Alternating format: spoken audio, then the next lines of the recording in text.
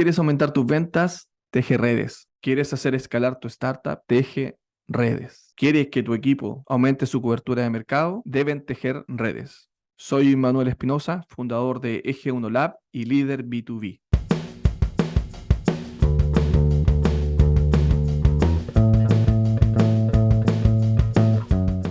Somos líder B2B, el podcast, y en este episodio vamos a entrevistar a Leo Meyer. Hola, ¿qué tal? Soy Leo Meyer, periodista y emprendedor. Estoy feliz de esta conversación porque voy a poder estar en el otro extremo. Normalmente me toca preguntar, pero hoy día Manuel va a ser el preguntón y yo espero agregar valor con mis respuestas. Los que no saben, Innova Rock partió, ¿cierto?, como un concurso en Concepción, después un programa de radio en Radio Futuro, y entrevistaste a, básicamente, creo yo, gran parte de la startup de Chile, no sé qué porcentaje, pero gran parte en porcentaje, y lo que lo hace más meritorio, Leo, es que no solamente entrevistaste a los blockbusters, ¿cierto?, a los que iban a hacer éxitos desde su nacimiento, sino que también en startup emergente.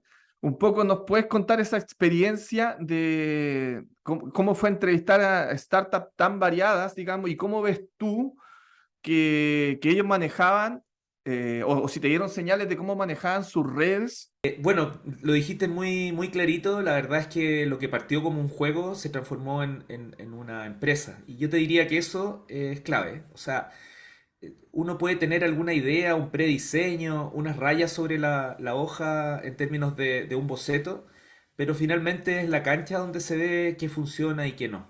Yo te diría que este evento que tenía ciertas cotas como va a durar cierto rato, va a tener a ciertas personas, van a ocurrir ciertas cosas, hay un objetivo y un público, terminamos probando un montón de detalles que solo nosotros codificamos, quienes estábamos organizando esto, pero que luego pudimos evaluar y darnos cuenta qué funcionaba, qué no, dónde podíamos potenciar y qué era lo que teníamos que sacar completamente para no echar a perder la experiencia. Así parten las cosas, así te diría que es como el inicio de todo y con este network o con estas redes es lo mismo, Manuel. O sea, uno tiene que tener la capacidad de equivocarte, de creer que estás llevando a un experto, una experta y que no lo sea, y también saber que de repente puedes llevar a alguien para cerrar un circuito, para que haga una opinión pequeña y termina llevándose todos los aplausos porque dijo ese detalle que fue el más importante de una conversación. Entonces, si tú te quieres ir a la segura, trabaja siempre con los de siempre. Pero si lo que quieres es encontrar sorpresas, nuevos caminos y lo que en el mundo del emprendimiento llamamos innovación, juégatela por personas que de repente te pueden sorprender. ¿Quiénes fueron los que te costaron más contactar para Innova Rock? ¿Por qué te costó y cómo lograste hacer que llegaran a Innova Rock? La parte de contactar y que lleguen siempre es fácil porque tengo muchas herramientas a mi favor. Primero, en ese momento estamos, para hacer un contexto, 2014, 2015, una persona que quería hacer mayonesa con inteligencia artificial estaba esperando que un medio lo escuchara. Porque ¿qué medio de comunicación se iba a atrever a contar que alguien quería hacer un negocio con una idea tan mentalmente enferma y extraña como hacer mayonesa con inteligencia artificial? Entonces, yo tenía a mi favor el tener un medio de comunicación, hacer periodismo y una conversación que finalmente se viraliza en momentos donde mucha gente quería estar en los medios de comunicación hablando de estas cosas extrañas y no estaba en los espacios. Entonces, no era difícil. Quizás lo más complejo era tomar la decisión de a quiénes invitar y a quiénes no. Eso era mucho más difícil, porque tenías un mundo que te presionaba mucho. O sea, te voy a ocupar a ti como ejemplo, aunque no sea así, pero para que se entienda bien. Tenía a un Manuel que me escribía un correo, me mandaba un WhatsApp y además me llamaba. Y si podía, me trataba de pillar en algún lugar y decirme, hola, soy Manuel, me gustaría ir al programa de radio. Ese tipo de persona existe, uno lo entiende, hay ansiedad, ganas de aparecer, pero en mí provocaba un poco de rechazo porque yo decía, pucha, tanto ruido es como el humo en el mundo de la innovación, ¿sí? Entonces me generaba una alerta. Y aún más si es que lo hacían a través de agencias de comunicaciones o intermediarios que potenciaban mucho más ese, perdonando la expresión, hinchapelotismo. Lo pueden usar con hashtag. Y luego tenías otras personas muy piola, muy pulcras que te veían en un momento, te decían, mira, yo estoy haciendo esto, esto, otro, si en algún momento te interesa, podemos conversar, y pasaban quizás al otro extremo. No me dejaron el nombre, me contaron que hacían algo, pero me hacían más difícil. Me pasaba un poco lo mismo que lo primero, pero en negativo, es decir, se me olvidaban, se me diluían. Pero los ideales eran aquellos que me decían, juntémonos, tomémonos un café, qué sé yo. Y para mí eso era súper importante porque eh, yo te diría que, excepto en muy poquitas ocasiones y por razones bien específicas, siempre conversé, me tomé un café, una cerveza o un juguito en la mañana con las personas que llevé a la radio. Entonces primero entendí lo que hacían y logré comprender que había una sensación como de urgencia, de llevémoslo ahora porque después ya no va a ser noticia.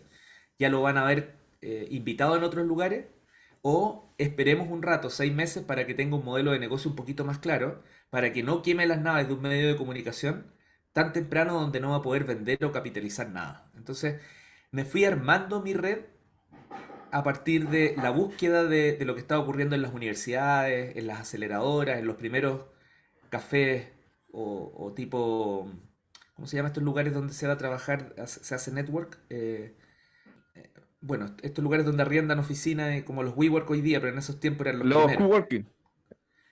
El Gracias. cowork. Los Ajá. cowork, ¿cachai? Esos eran mis primeros lugares de investigación. Y a eso les sumaba los hinchapelotismos y los piolitas. Y ahí fui armando la historia. Y una vez que el programa comenzó y teníamos la historia, fue una bolita de nieve. Y yo te diría, Manuel, que a los 8 o 10 meses ya tenía una lista de espera de 20 historias que querían aparecer. Acuérdate que era una bala a la semana. Entonces yo podía invitar en el año, entre suspensiones y vacaciones, a 45 personas, 40 y no más. Entonces había harto. Tenía mucho más demanda en una oferta muy pequeña.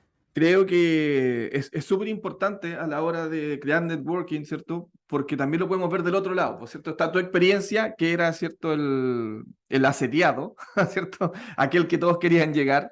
Pero por otro lado estaba la visión del emprendedor, el empresario, el vendedor, ¿cierto? Que quiere llegar a alguien. Y yo creo que tocaste temas bien interesantes que tiene que ver con la elegancia. Entonces, yo siempre creo que las cosas hay que hacerlas con elegancia y si te pasáis, si te pasas de revoluciones, caes, ¿cierto?, en un asedio, en algo que es molesto. Eh, También si eres demasiado tímido, finalmente, tú dijiste la palabra, se diluye, no lográis marcar presencia. Pero si logras generar confianza, ¿cierto? Con la confianza creo yo que todo cambia. Las puertas se abren, ¿cierto? Y ya si lográis tomarte un café con alguien, compartir un jugo, como dijiste tú, una cerveza, eh, se conocen a las personas y finalmente los negocios o las actividades las hacen personas. Y eso creo que es crucial y una buena forma de verlo, ¿cierto? ¿Cómo lo afrontamos? Afrontémoslo. Primero creo yo que hay que ser transparente, siempre. La transparencia es clave. Creo que andar con medias tintas o, como tú decís, vender humo, cualquiera de los dos escenarios requiere primero un ejercicio intelectual que es difícil de mantener en el tiempo. Segundo, se nota, una persona que tiene experiencia sabe cuando otro está blufeando. Y cuando dos personas se conectan, creo que se generan relaciones de largo plazo. Y ahí un ejemplo es la conexión que hemos tenido nosotros, ¿cierto? Yo he participado de Innova Rock, el programa que tú dijiste, así que creo que eso es crucial. ¿Qué crees tú, Leo, según tu experiencia, que, que puede ser como el punto común de una red de contactos que es fuerte? ¿Cómo definirías tú una red de contacto fuerte, una red de contacto poderosa? Oye, tiembla mi pega como host. ¿Ah? Ahí, buenas preguntas. De hecho, leíste algo súper interesante porque quería decir algo, y tenía miedo que la próxima pregunta no fuera una continuidad de lo anterior y la dejaste ahí justo. Porque efectivamente te iba a comentar eso, Manuel, y es súper, súper importante, al menos para mí. Yo no digo cuál es la verdad o lo que tú tienes que hacer, sino más bien lo que yo creo, o por lo menos lo que a mí me ha funcionado. Hablo desde esa honestidad. Y yo te diría que, como todas las personas vamos madurando en el camino, hubo un momento de mayor inmadurez donde para mí era súper importante tener una red de contactos, armar una red. Y como era una red un poco despersonalizada de quién soy yo, para dónde voy yo, empecé a sumar personas súper importantes con las que conversaba, me conectaba. La uno me presentaba a la 2 y junto a la 2 llegábamos a la 3 y empecé a tener una red súper interesante, muy power, cuando tú ves como los cargos, dónde trabajan. Pero luego entendí que la red tiene que generar valor y un valor además dirigido. Hoy día se habla mucho del propósito, más técnicamente son los objetivos, eh, para qué estás desarrollando esta red.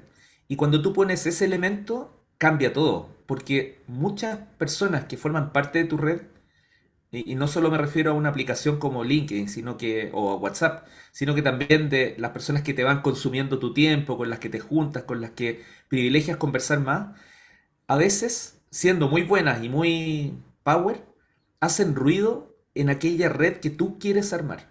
Entonces es como una derivada de la red grande, cuando tú empiezas a armar un circuito donde ya empiezan a conectarse las personas y empiezan a tener ciertos códigos en común, que son aquellos que tú definiste que existieran, porque es tu red.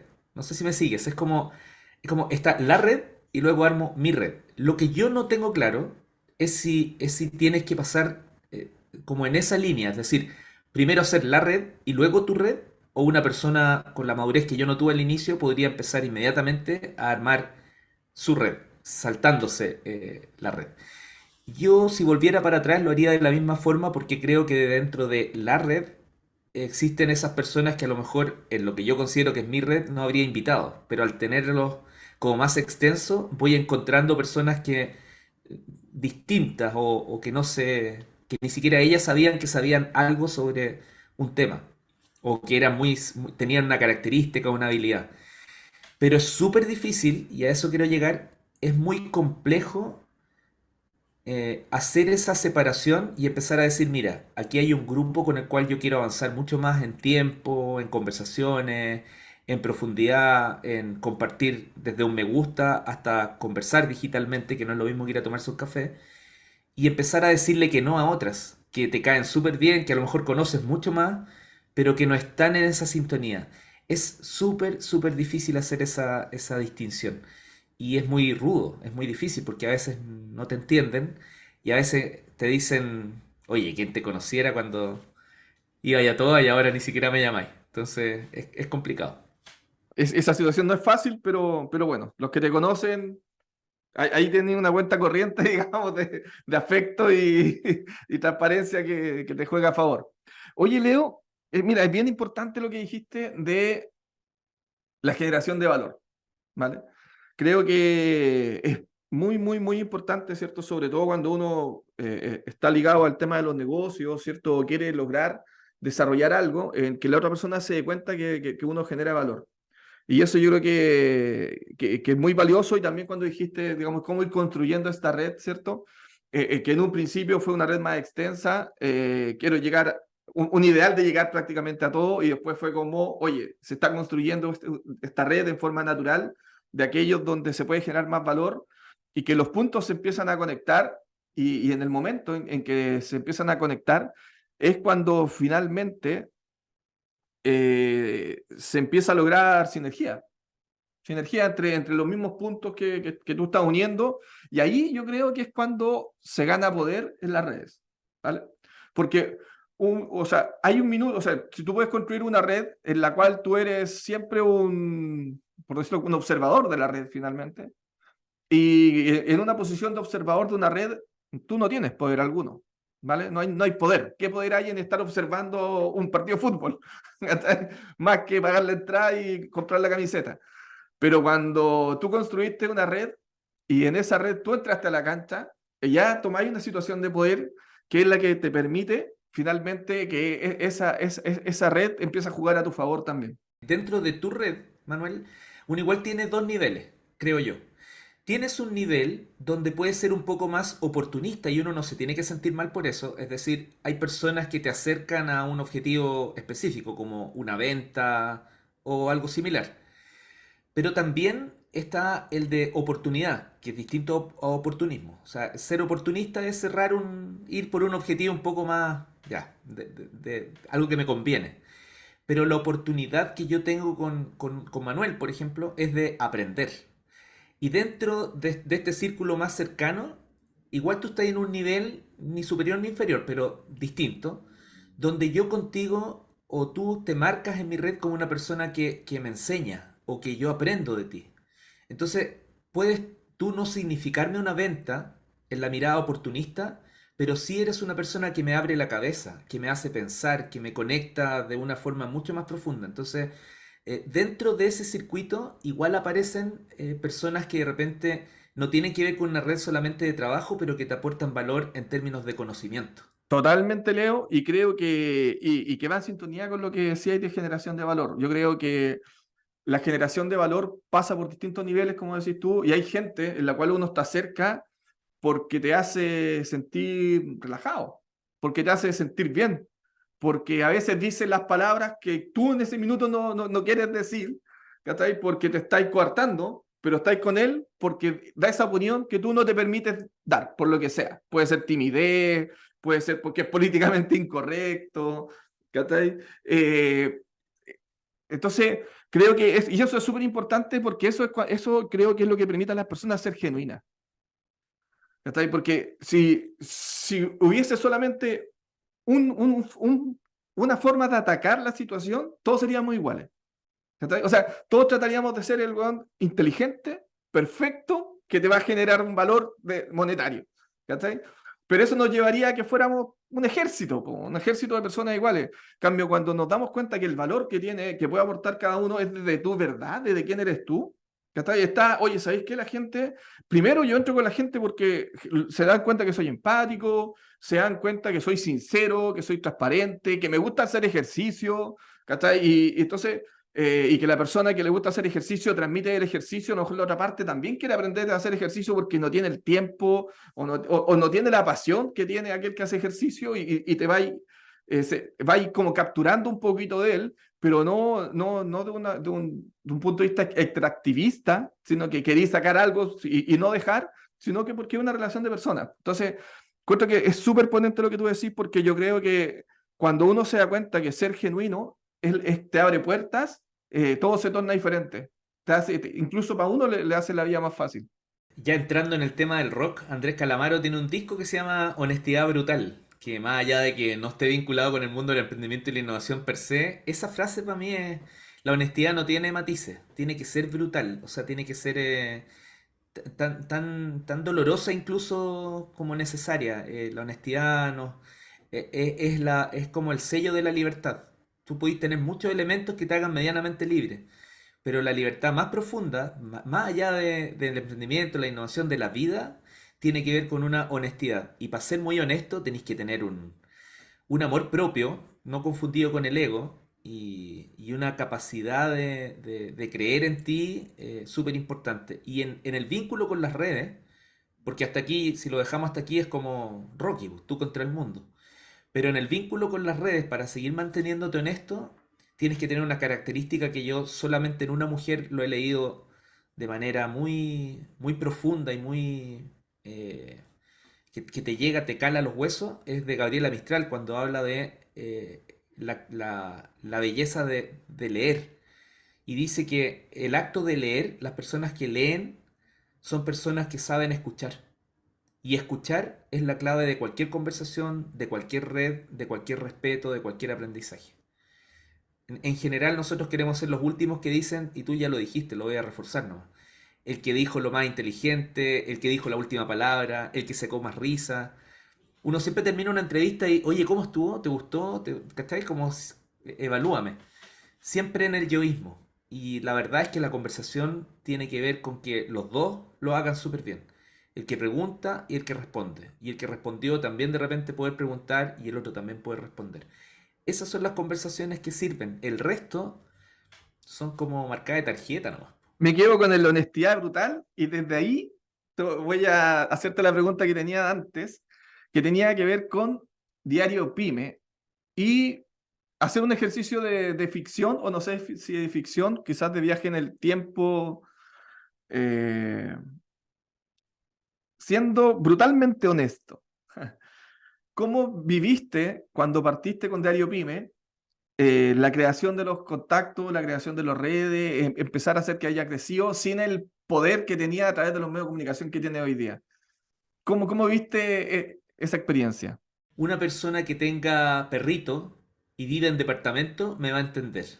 Yo era el perrito que estaba en la puerta, abrían la puerta, compadre, y yo la verdad me volvía loco, me desesperaba.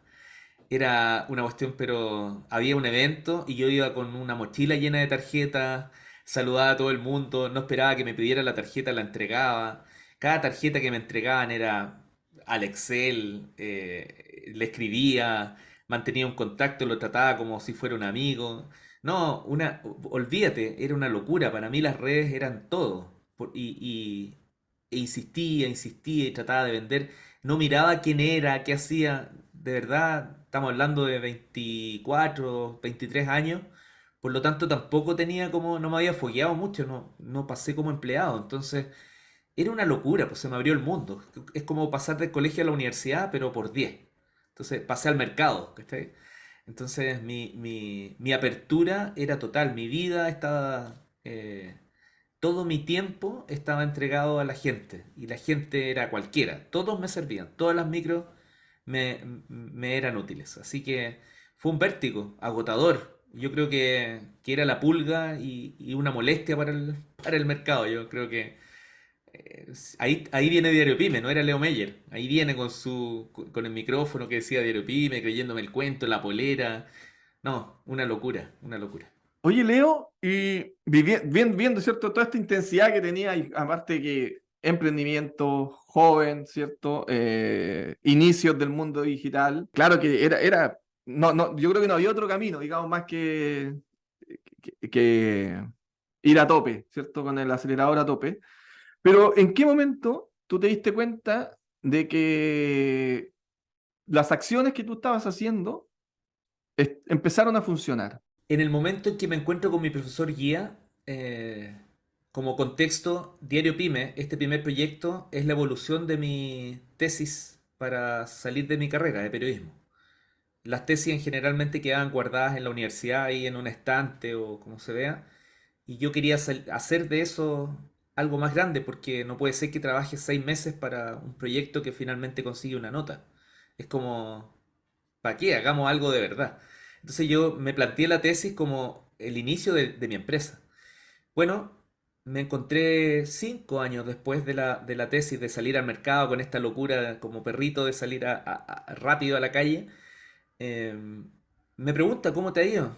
Y yo le respondo como le respondía a todo el mundo, po. Bien, súper bien. Qué bueno, me dijo, me alegro porque se notaba que tú eras un alumno diferente. Y te quiero entregar un dato, no me lo has pedido, pero para que lo consideres nomás. Era mi profe guía, así que tenía como, era como un mentor hoy día, pero en ese tiempo era un profe guía así que la vida te entrega y que lo único que quiere, honestamente, es que te vaya bien. Entonces me dice, mira, hay dos tipos de éxito. O te golpean la espalda y te aplauden, o tenéis plata en la cuenta corriente. Normalmente las cosas no van juntas. Normalmente. No digo que no vayan juntas, pero normalmente no van juntas.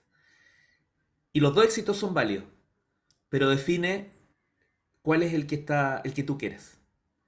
Y te juro que me fui pero destrozado. Fue como porque yo en esta honestidad brutal yo no reconocía que después de 5 años ya quería algo de Lucas, po. Algo. Manuel, yo al año 4 hice mi primera factura. Tú vas a decir, pero no puede ser. Claro, porque una factura honesta es cuando tú vendes realmente tu servicio. Yo en los 4 primeros años vendí muchas cosas por ser muy visible. Me contrataban para esto, para esto otro. Yo hice Lucas, pero no vendí el core de mi negocio, que es distinto. Mi primera factura como core de negocio, que donde yo podía entender que el mercado sí entendía y quería aquello que yo estaba ofreciendo, fue en el año 4. Para el año de la conversación 5 con este profesor, mentor, yo tenía 3, 4 facturas que no coincidían, ¿no? Era una balanza totalmente distinta respecto de todo el trabajo y esfuerzo que yo había hecho en la calle versus esa parte del éxito que yo en ese instante yo ya quería. Ya tenía harto aplauso, harto golpe en la espalda, tenía mis 3 primeros premios, tenía reconocimiento, que en algún momento fue tan o más importante que las lucas. Pero para esa etapa ese comentario me hizo decir, honestidad brutal, siguiendo esa línea, Leo Meyer, ahora deja de ir con la sonrisa a buscar más aplausos, más reconocimiento y más agradecimiento y empieza a hacer más ventas. Wow, wow. Oye, interesante lo que decís, es un punto de inflexión grande, grande cuando tú te enfrentas a esa honestidad brutal, ¿cierto?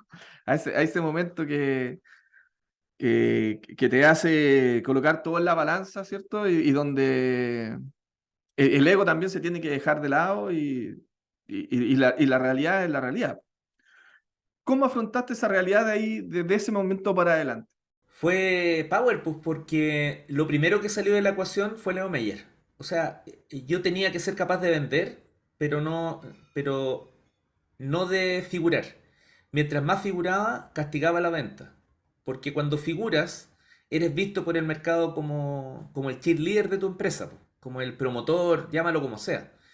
Pero probablemente el de la venta habla tres cositas y escucha. Cambiaron muchas cosas que yo te cuento hoy día como sabiduría entendida, pero en esos tiempos estaba adquiriendo. Entonces, el ejercicio que trato de hacer es desprenderme de como la experiencia que hoy tengo y hablarte desde ese momento. Y desde ese momento dejé la polerita de lado, dejé la sonrisa, dejé de ser el periodista que buscaba contenido y que a partir de ese contenido cómprame publicidad y empecé a ir directamente a las conversaciones entre cuatro paredes, po, las conversaciones más rudas, más de data, más de números. Mi éxito era si me pidieron o me pidieron propuestas. Empecé a ser menos hinchador y empecé a preocuparme de aquellos que me hacían una pregunta y mostraban interés. Además, un interés válido entre cuál era mi público, cuál era mi base de datos, cuál era mis métricas. Ya no importaba el cargo. Esa persona era el que me podía llevar a una venta, porque ese era el tipo de conversación que yo hoy día encontraba que era importante. En términos prácticos, Manuel, lo que significó esta etapa fue crecer a cerca de 140 millones de pesos en venta ese año, así, de drástico. En ese tiempo 140 millones sigue siendo mucho, pero era mucho, mucho. Y de inmediato se acercaron organizaciones más grandes a ver qué estaba haciendo. Y el mundo que más se acercó a mí fue el mundo de la banca. Porque decía, oye, nosotros somos 7 bancos que tenemos la banca PYME recién creada, pero no tenemos la capacidad de cerrar venta y de generar comunidad como este diario PYME digital tiene. Entonces, yo creo que puedo acelerar, eso decía el banco, mi desarrollo con el mundo PYME a través tuyo. Y ahí se provocó la más importante sinergia y ahí terminé, en vez de vender esa plata entre 20 personas, terminé vendiendo esa plata y un poco más entre dos, tres marcas. Entre ellas Mutual de Seguridad, Banco BCI en ese tiempo y me acuerdo que era, no me acuerdo si era Smartcom, ¿te acuerdas que existía Smartcom? Aquellos tiempos. Smartcom o Entel, uno de esos dos. Y con eso ya fueron 2 años de crecimiento. El Estado de Chile a través de Corfo también empezó a invertir. Corfo nunca compra nada, todo gratis. A mí me pagaba. Hasta que llegó Metro Internacional y puso sobre la mesa la posibilidad de comprar. Impresionante el cambio de inflexión, po. O sea, es pasar de 4 años para llegar a emitir la primera factura y ya después estar facturando 180 millones de pesos en un año en esos tiempos, eh, es brutal. Y creo que quizás alejándose un poco del concepto del working, pero tiene que ver mucho con la sinceridad que tuviste contigo, la sinceridad que tuviste con tu negocio y canalizar toda la energía. Pues si finalmente la energía estaba ahí, ¿vale? La, la dirigiste de otra forma. Se podría pensar que Leo Meyer, Leo Meyer, Leo Meyer. Y la verdad, uno de los aprendizajes también es que solo no podía. Y ahí también entró el concepto del equipo. Entonces, como ya había algo de plata, lo primero que hice fue salir de la ecuación de la venta en la calle y empecé a ser como el autor intelectual del crimen, no el material. Y claro, pues, ahí armé equipo y ahí habían personas mucho más preparadas que yo, mucho más rápidas, eficientes eh, y súper respetables para mí. O sea, de hecho, la venta, de esa venta que yo te hablo en el año, yo debo haber sido autor intelectual 90%, ok. Pero autor material de menos del 10%. No sé si me sigue. Entonces, yo creo que yo llegaba al 20%, yo solo. Pero entendí que no por el hecho de que yo no quería salir, que ahí es donde mucho emprendedor se pierde, como que creció la empresa, ya no tengo que vender yo, pueden vender otras personas. No, hay personas que lo pueden hacer más eficiente y tú a lo tuyo, lo mío era producto, en ese caso servicio. Entonces, yo recibía el feedback que me traía ese vendedor o vendedora y me decía, estos fueron los peros y esto fue lo que le gustó. Y con eso la segunda propuesta llegaba a buen puerto. Pero siempre en ejecución de una persona que sabía y que le gustaba la venta. Buena, buen giro. Buen giro le diste a la pregunta porque creo que el equipo es vital. Tiene. Y, y yo creo que sobre los equipos de trabajo, Leo, hay mucha, mucha ficción. ¿Cachai? Creo que, o sea, cuando digo ficción, me refiero a que todos los éxitos de las startups, ¿cierto? Hablan de necesitamos un gran equipo, ¿cierto? Se necesita un gran equipo para que tu startup funcione, pero en realidad sí se necesita un gran equipo para que una startup funcione, pero yo creo que la magia está en cómo crear ese equipo. ¿Cachai? Y eso es lo que a mí me gustaría empezar a escuchar de las personas. O sea, que me digan el título, no me dice nada, ¿cachai? Pero me dicen, ¿sabes cómo construir este equipo? ¿Sabes que tuve que entrevistar a 50 personas para quedarme con 5 que eran las que generaban los cambios? ¿Sabes que tuve que aprender a comunicarme de forma diferente con 10 personas diferentes porque uno era introvertido, el otro era extrovertido, uno era bueno para una ejecución, ¿cierto? Pero habían otros que eran buenos para la parte intelectual. Entonces, yo creo que los equipos son vitales, pero yo creo que siempre se habla mucho desde la superficialidad de los equipos. Se habla desde el título, o sea, lo que el titular, digamos, hablando términos periodísticos, pero poco hablan de cómo llegaron a encontrar ese equipo. Sin duda hay anomalías, como por ejemplo Steve Jobs y Wozniak. Eso es una anomalía, ¿cachai? O sea, eh, que dos personas tan brillantes se unan, ¿cierto? Y generen equipo rápidamente y se complementen de esa forma, es, es una anomalía. Ahora, después, ¿cómo llegas tú porque ahí se entiende claramente en la experiencia, él, ¿sabes qué? Esto está funcionando, somos dos personas muy diferentes, pero nos complementamos, cada una con sus talentos, ¿cierto? Pero después cuando empiezas a hacer crecer tu equipo, lograr esa anomalía es muy difícil. Y para que eso suceda, requiere muchos recursos. ¿Me cachai? O sea, es como, ¿cómo logro que esta anomalía que se generó en un minuto se genere 80 veces? ¿Cierto? Si no tienen los recursos para buscar los talentos específicos y traerlos, si no tienen los recursos para seducir alumnos de las universidades, si no tienen los recursos para otra forma, de verdad es complejo. De verdad es muy complejo. Yo creo que lo más difícil desde mi punto de vista a la hora de emprender, de crear empresa, es eso, es generar un equipo sin tener la chequera o la gran chequera, ¿cierto?, en el bolsillo, porque esa forma te hace mucho más fácil, ¿me cachai? O sea, puedes llegar a la luna con los recursos. Viéndolo desde ese punto de vista, ¿cómo lograste tú generar ese equipo? Oye, súper linda la pregunta porque creo que nunca había tenido la posibilidad de hablar de este tema. Entonces me gatillaron 40.000 cosas en la cabeza y no sé si las voy a poder reunir y no arrasar con el tiempo. Mira, lo primero es que un equipo, hay tantos equipos como tantos líderes existen. No existe un equipo, un modelo de equipo. Yo no creo en eso. O tú podéis empezar a consumir libros y estudios y lo que quieras para ir conociendo distintos tipos de equipos, pero no creo que es muy diverso, porque existen distintos tipos de liderazgo. Entonces, para responder del equipo, te tengo que contar cuál es mi tipo de liderazgo. Mi tipo de liderazgo es que todos, en la honestidad brutal, siguiendo con este concepto que yo creo que va a ser el nombre del podcast, siguiendo con este concepto, todos conocen cuál era mi zanahoria, qué es lo que yo perseguía, todos, sin mentir. Y esa zanahoria a veces era medio naranjita, a veces medio blanquita, a veces estaba pelada, a veces estaba rayada.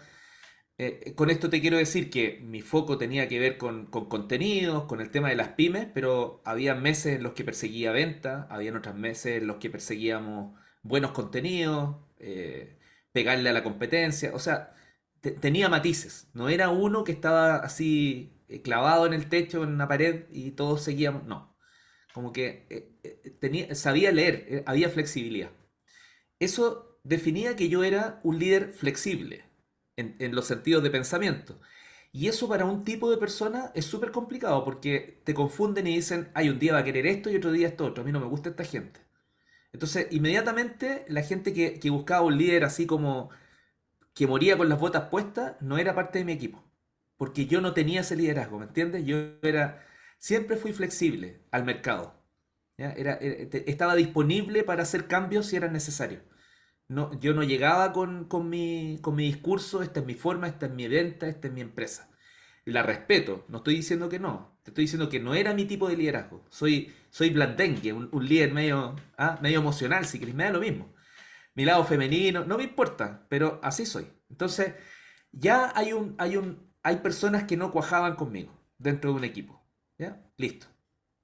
Y lo segundo es que además yo tenía una convicción de que yo puedo tener una zanahoria, pero el resto del equipo tenía que tener las propias. Y yo tenía que ser parte de un apoyo para que esa persona también logre su objetivo para estar trabajando conmigo. Entonces, por ejemplo, yo le decía a mi editor, esta es la cuestión más difícil de entender, por eso hice todo este preámbulo porque es como el anti-equipo. Yo le decía al editor o la editora cuando lo contrataba, yo le decía, espero que en 6 meses tú no estés aquí trabajando.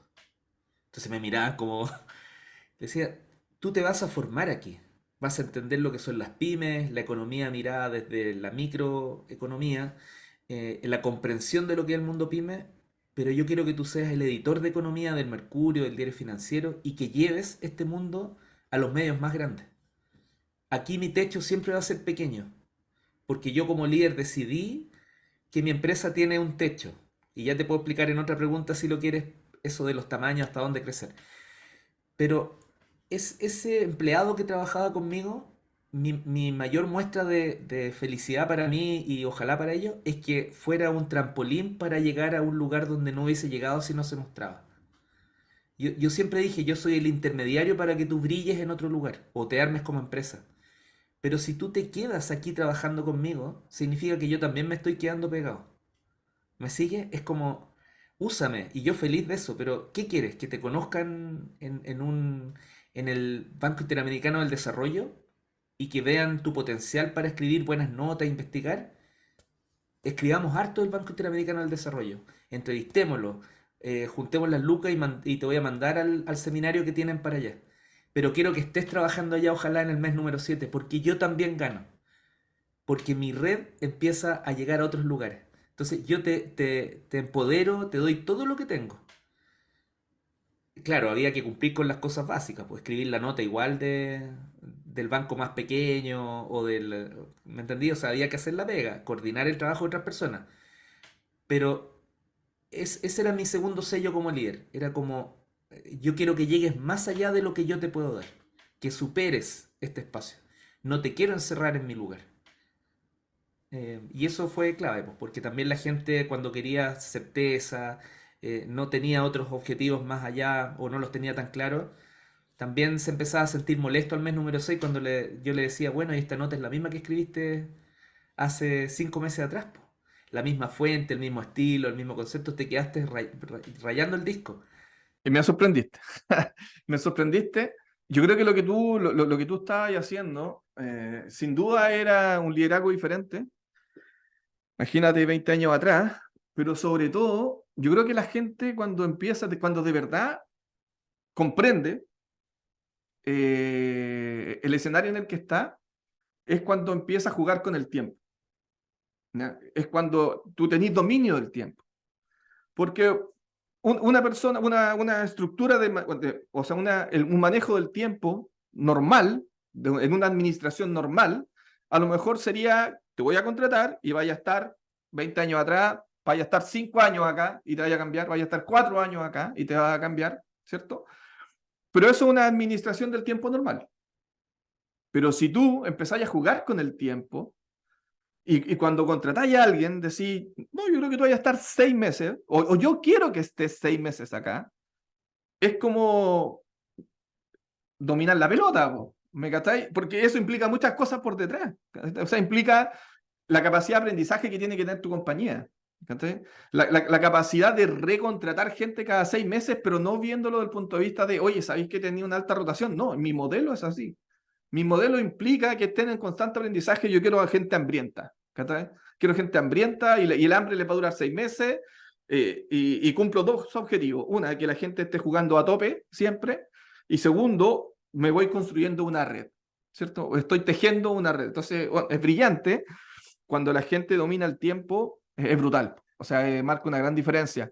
Yo me acuerdo de una entrevista que le hicieron alguna vez en la televisión a Ronaldinho, un periodista deportivo, y le decía, ¿cómo logras hacer todo lo que haces en la cancha con el balón?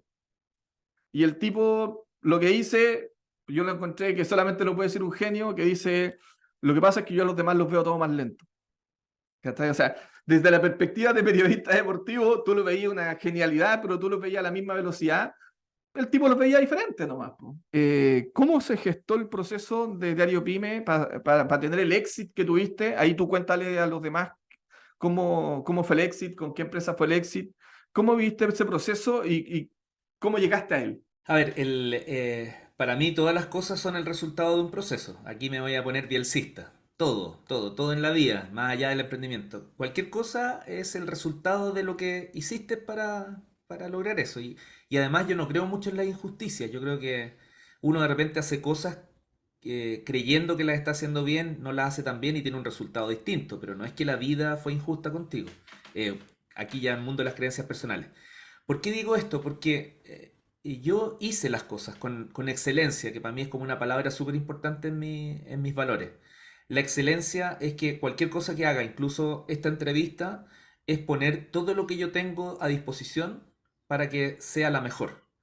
A lo mejor no tengo el mejor micrófono, a lo mejor no tengo el mejor fondo, no tengo la mejor ropa, no me preocupo de todas esas cosas, pero de lo que tengo hago lo que puedo. Bueno, mi trabajo en Diario Pyme siempre fue con excelencia. Me equivoqué, hice mal las cosas, pero la excelencia te dice aprende y no vuelvas a cometer el mismo error.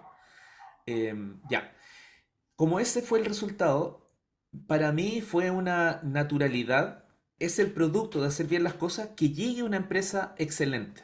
¿Cachai? Porque lee tus códigos. Cuando se acerca Metro Internacional, que es una empresa que volaba en los tiempos en que el resto caminaba, era Ronaldinho en términos de un diario que dice que vende publicidad y además le mete contenido, imagínate, como al revés. Los medios de comunicación son súper buenos y tienen publicidad para vivir. No, Metro Internacional nace en Suecia como un pasquín de publicidad y entre medio le mete contenido. Bueno, Metro Internacional lo trajeron chilenos a Chile, valga la redundancia. Lo interesante es que el modelo acá funcionó tan bien que desde aquí lo escalaron a 7 países de Latinoamérica. ¿Ya?